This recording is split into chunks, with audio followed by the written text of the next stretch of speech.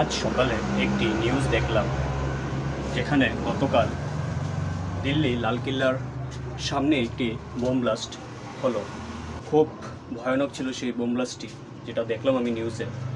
আর জানা গিয়েছে যে মোটামুটি 24 জন মতো মানুষ আহত হয়েছে আর 10 জন মানুষ মারা গিয়েছে। তো খুবই খারাপ লাগলো নিউজটি দেখে। আর যদি আরেকটু ডিটেলসে বলতে যাই, তাহলে জম্মু কাশ্মীর পুলিশ পুলওয়ামা থেকে এই কেস রিলেটেড 3 জনকে অ্যারেস্ট করেছে। আর তাদের নাম হলো তারিক আহমেদ দার, আমির রাশিদ মীর আর উমর রাশিদ মীর।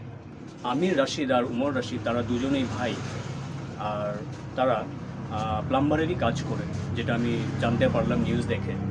আর সিসিটিভি ফুটেজে যে গাড়িটি দেখা গিয়েছে সেটি ছিল i20, আর তার নাম্বার প্লেট হলো HR26CE 7674। আর এই গাড়িটি রেজিস্টার্ড ছিল সালমান নামের একজন ব্যক্তির নামে, আর তিনি এই গাড়িটি 2 বছর আগে বিক্রি করে দিয়েছিলেন নাদিমকে।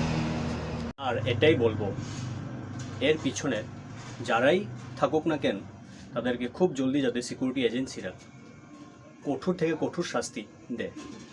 আর এই বোম ব্লাস্টে যারা মারা গিয়েছে তাদের আত্মার শান্তির জন্য আমি ভগবানের কাছে প্রার্থনা করব, আর সাথে তাদের ফ্যামিলি আর যারা আহত হয়েছে তাদের সাথে আর তাদের ফ্যামিলির সাথে পুরো ভারতবাসী থাকবে।